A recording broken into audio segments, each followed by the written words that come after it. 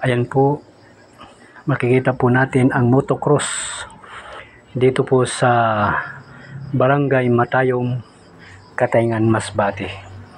Andito po yan guys sa Man-Made Lagoon. So nanonood po tayo ngayon guys dahil ito po ay competition.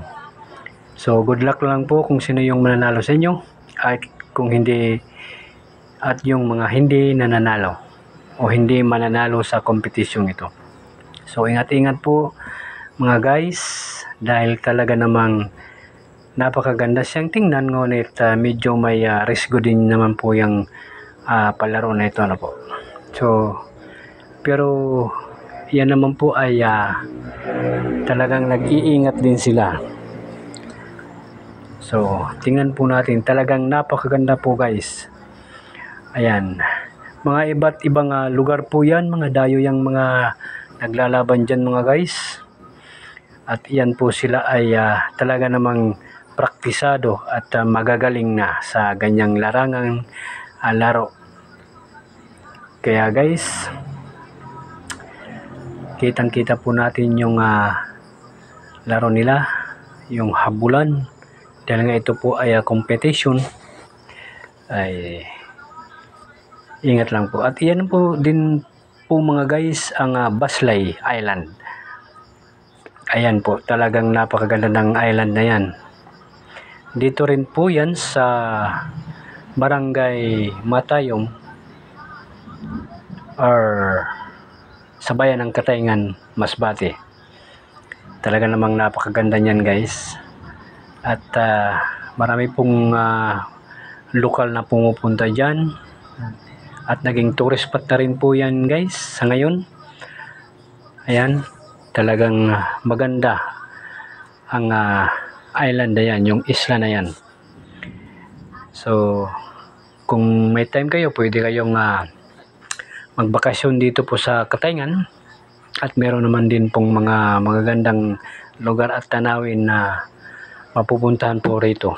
Kahit dito sa probinsya po ng Masbate, marami pong mga lugar. At ito naman po yung Bagat Dagat Festival 2025 guys, kung saan ay taon-taon po itong ginagawa rito sa Man-Made Lagoon. Ayan po, dito pa rin po yan sa Barangay Matayom sa bayan po ng Katayngan, Masbate. Talagang napakaganda rito guys. Ayan, dinarayo po ito guys ng iba't ibang lugar. Opo, may mga taga Visayas, Mindanao, Luzon. Although ito ay part pa po din ng Luzon dahil ito ay Region 5 pa po ito. Region 5, kaya marami pong mga lokal ang pumupunta rito taon-taon, lalo na San Juan ngayon guys. Dito pinagdiriwang ng karamihan ang San Juan dahil festival nga rin po ito, Bagat Dagat Festival. Dito po dinaraos. At ito nga po ay Man-Made Lagoon mga guys. Talagang napakaganda ng tanawin ito, ng lugar na ito guys. Ayan, makikita naman po natin ang ganda ng lugar na ito. So yan po guys, napakaraming dayo rito ngayon. June 24, ito ang huling araw guys, kasi nagsimula rito noong June 21, 22, 23 at saka 24. Marami pong mga palaro at events na ginaganap dito guys. Kaya shout out po sa lahat ng mga pumunta rito, mga dayo. At shout out din po sa mga taga rito sa Barangay Matayom, Katayngan, Masbate po. At ayan po yung si Pugi. Ayan. Talagang maganda.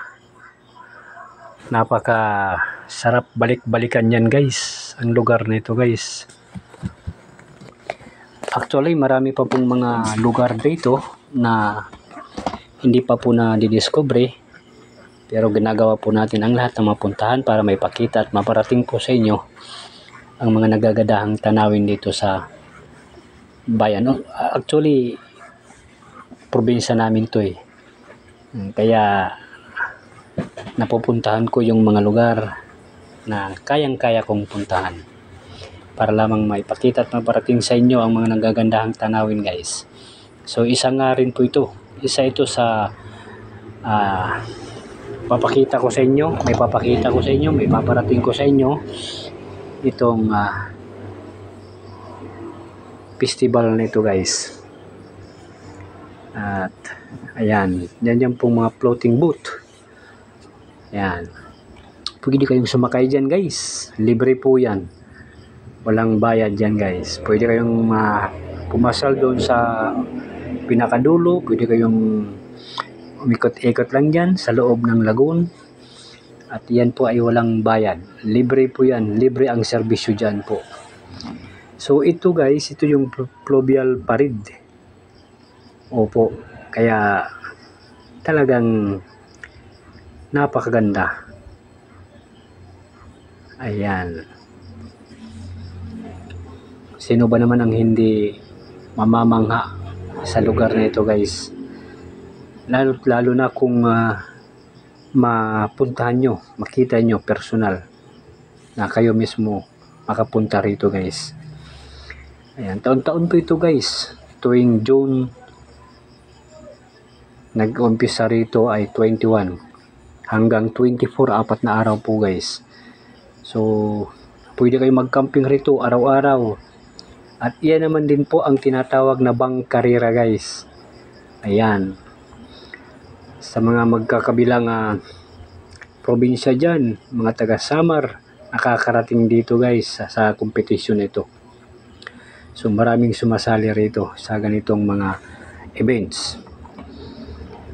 Ayan, talaga namang napakaganda po, mga idol. Pag may time, pwede kayong pumunta rito sa buwan ng June. Ayan, dito po talaga namang napakaraming dayo rito, guys. Ayan, nagkakamping yan. Dyan sila nagkakamping. 4 na araw din sila dyan. Hindi pa yan, ha.